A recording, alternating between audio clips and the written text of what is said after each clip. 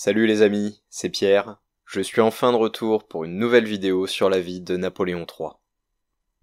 J'espère que vous excuserez ma longue absence, mais j'avais une thèse de doctorat à boucler et à soutenir, ce qui est enfin fait depuis le 27 novembre. Reprenons donc les événements là où nous les avions laissés, dans une France secouée par les résistances populaires et politiques au coup d'état du président Bonaparte. À la suite du coup d'état du 2 décembre 1851 et du triomphal plébiscite le validant, Louis-Napoléon Bonaparte, prince-président, a enfin les coups des franches pour modeler la France selon ses désirs. Sur le moment, il dispose de pouvoirs d'exception, que l'on pourrait rapprocher, dans l'esprit, de la magistrature dictatoriale de la République romaine. Bonaparte exerce donc une dictature de salut public et gouverne par décret avec le soutien de l'armée. La première étape vers un retour au fonctionnement ordinaire du pays consiste à redéfinir ses institutions, c'est-à-dire à écrire une nouvelle constitution. Proclamé le 14 janvier 1852, ce texte est relativement court et s'inspire en grande partie de celle du Consulat et de l'Empire. Le prince-président reprend à son compte les paroles de son oncle, l'empereur Napoléon Ier, qui disait « Une constitution est l'œuvre du temps ». Le texte constitutionnel a donc pour objet de laisser une large place à de possibles aménagements futurs, et bien que restreignant fortement les libertés politiques, il garantit les libertés individuelles et entrouvre la porte à une possible démocratisation ultérieure du régime. Pour en résumer l'essence, il repose sur 4 bases. Ses rédacteurs, parmi lesquels, outre Louis-Napoléon Bonaparte, on retrouve Persigny, ou encore Rouet, le futur vice-empereur, toute légitimité provient du peuple. La souveraineté nationale est donc la base de tout le reste. Cette souveraineté s'incarne ensuite dans un homme, un président de la République, au pouvoir très important. Il s'agit bien entendu de Louis-Napoléon, dont le nom est directement cité dans le texte. Il exerce un mandat renouvelable de 10 années, d'où le nom de République décennale que l'on donne à ce régime qui deviendra celui du Second Empire. Le troisième pilier est un gouvernement d'exécutants, dont les ministres sont responsables seulement devant le prince qui peut les nommer et les révoquer selon son bon vouloir. D'ailleurs, c'est toute l'administration qui est au service du président, à qui les fonctionnaires prêtent serment de fidélité. On rend même la justice en son nom. Finalement, un 4e pilier vient s'ajouter aux fondations de cet édifice, suivant le principe bien connu selon lequel il faut diviser pour mieux régner. 3 assemblées au pouvoir affaibli viennent compléter ce tableau institutionnel. Le Conseil d'État, le Sénat et le corps législatif. Louis-Napoléon en profite pour placer dans ces institutions des proches et des membres de sa famille, notamment son oncle Jérôme à la tête du Sénat, dont est aussi membre son cousin Napoléon Jérôme. Sur le papier, le président se donne les moyens d'agir. Mais qu'en est-il dans les faits ?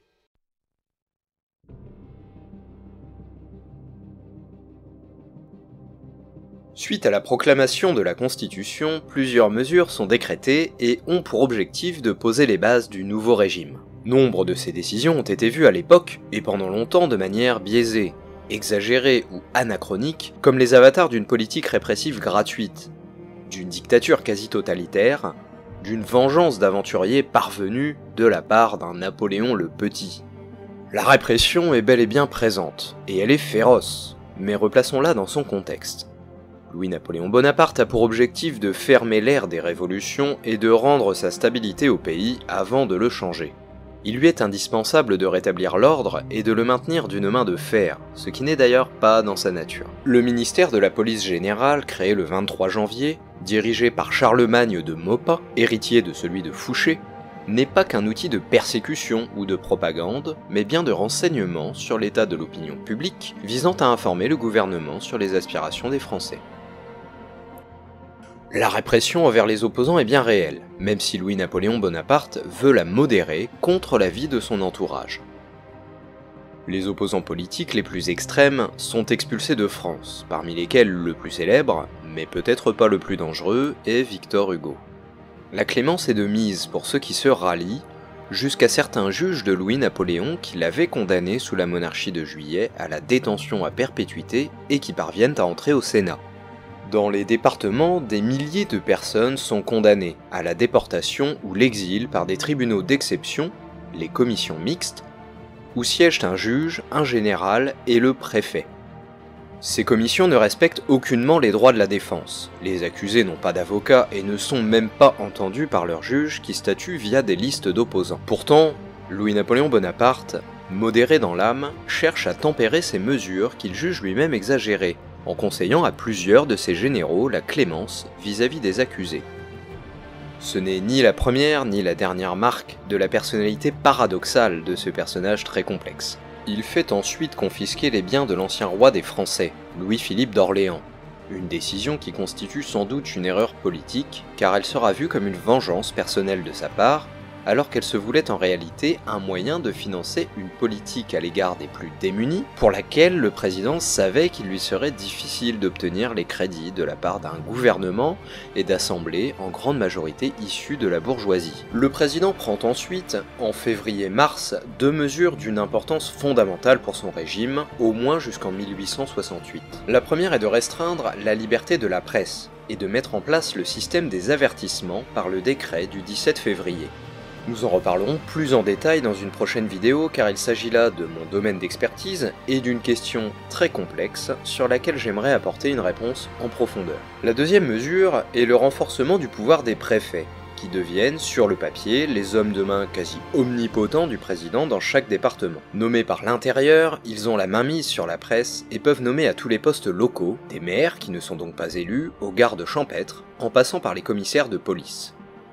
Les élections, justement, sont étroitement contrôlées par le principe de la candidature officielle. Les candidats désignés par le régime bénéficient d'avantages sur les autres, notamment financiers puisque c'est l'État qui paye leurs frais de campagne, l'administration locale mais aussi le clergé dont s'est rapproché Louis-Napoléon leur prête main forte. Exemple significatif, ils sont les seuls à avoir le droit d'utiliser une affiche de couleur blanche. Dans ces conditions, le premier corps législatif du nouveau régime repose sur une majorité absolument écrasante de 249 élus favorables au prince sur 261, mais qui sont en réalité, dans l'immense majorité, des orléanistes ralliés au régime. C'est ainsi que le prince-président fonde son pouvoir, sur un régime autoritaire, que l'on ne peut néanmoins résumer à cela, et pour lequel il faut prendre en compte les nombreuses évolutions qui suivront et seront l'objet de prochaines vidéos. L'Empire était de retour, il ne lui manquait plus que le nom.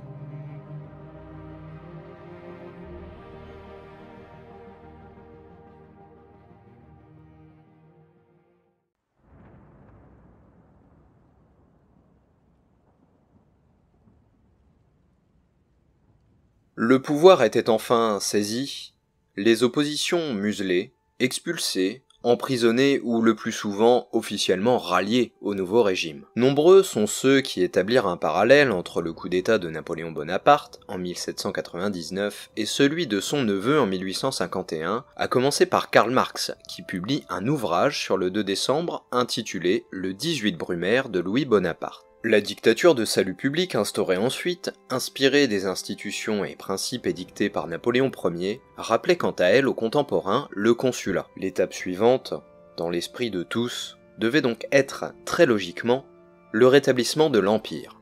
Dans l'esprit de tous, ou presque.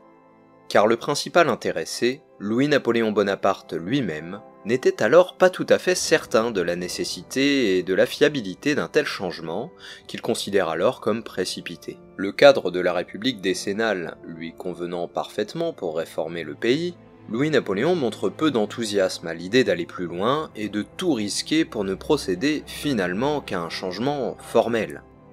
Dans les faits, même si la République n'en porte pas encore le nom, l'Empire est déjà fait. Autre réticence, rétablir l'Empire reviendrait à remettre en cause le traité de Vienne, et Louis-Napoléon craint la réaction des autres puissances européennes. Elles ont toutes, à part la reine Victoria, accepté avec bienveillance un coup d'État visant à rétablir l'ordre. Mais le retour d'un Bonaparte sur le trône impérial français ne serait-il pas la goutte d'eau faisant déborder le vase ? C'est Persigny qui parvient, par un stratagème, à convaincre Bonaparte. Suite à une vaste consultation des conseils généraux réclamant le rétablissement de l'Empire, il pousse le chef de l'État à entreprendre un voyage à travers les départements français afin de prendre la température de l'opinion publique. Pour en savoir plus sur ce diable de Persigny, je vous renvoie à la vidéo que j'ai réalisée à son sujet. Persigny, homme intimement convaincu qu'un destin n'advient jamais seul et se doit d'être forgé, qui croit fermement en l'Empire et en son ami le prince-président, transforme ce voyage en une tournée absolument triomphale. Partout où il passe, Louis-Napoléon Bonaparte est acclamé par des foules immenses, au cri de « Vive l'Empire ! Vive l'Empereur !» Bien qu'ayant compris les manigances de Persigny et lui ayant même reproché, bien que prononçant des discours modestes pour atténuer les artifices mis en place par les préfets sur son passage, il se laisse finalement gagner par un enthousiasme populaire qui n'était sans doute pas totalement fin. Au cours de ce voyage, il libère notamment l'émir Abdelkader, détenu en France pour avoir résisté à la conquête de l'Algérie. C'est à Bordeaux, le 9 octobre 1852, que le président de la République prononce finalement le discours qui provoquera le basculement vers l'Empire. Le président est accueilli à Bordeaux par le préfet de Gironde, un certain Haussmann. Dans son discours adressé à la Chambre de commerce et aux autorités locales, il résume son ressenti du voyage, se disant impressionné par les marques de dévotion qui lui ont été adressées. Il s'élève au-dessus des querelles de parti et cherche à désamorcer les peurs quant à la nature guerrière de l'Empire. S'il parle bien de conquête, celles-ci sont pour lui économiques, technologiques, sociales, politiques et philosophiques, et non pas militaires. Le discours de Bordeaux est fondateur. En quelques mots, le président dessine l'avenir de la France et des Français, un peuple uni autour de son empereur, homme-peuple, guidant ses soldats, les citoyens, sur le chemin d'un avenir brillant. Le ton est donné. Le 19e siècle sera économique et social ou ne sera pas. Et l'empire de Napoléon III en sera le phare éclairant le monde. Conscient des réticences des autres États d'Europe, il proclame « L'Empire, c'est la paix ». Ce discours précipite dès lors le changement politique.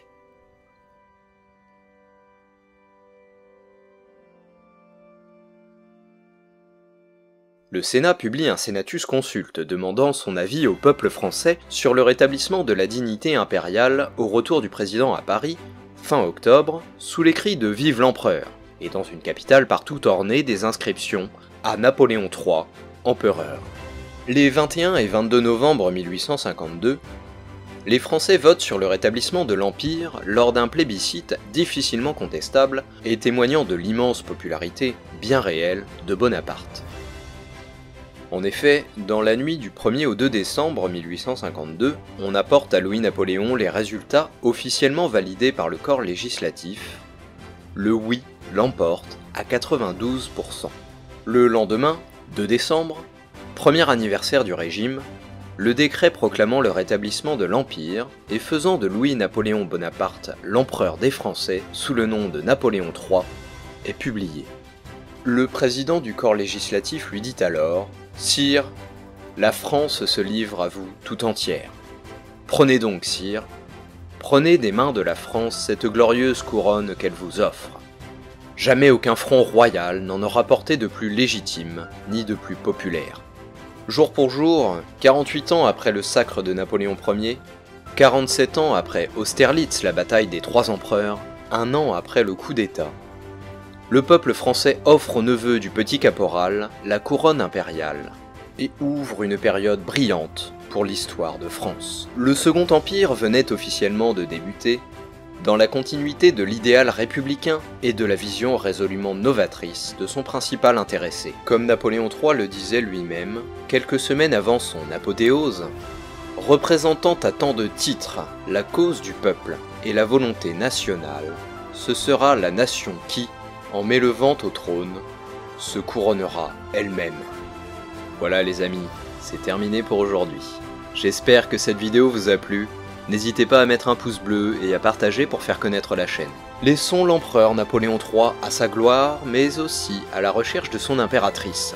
On se retrouve très prochainement pour 2 vidéos portant sur l'historiographie du Second Empire et le discours de Bordeaux, avant de poursuivre le périple impérial de Louis-Napoléon, prince, président et empereur aux multiples facettes.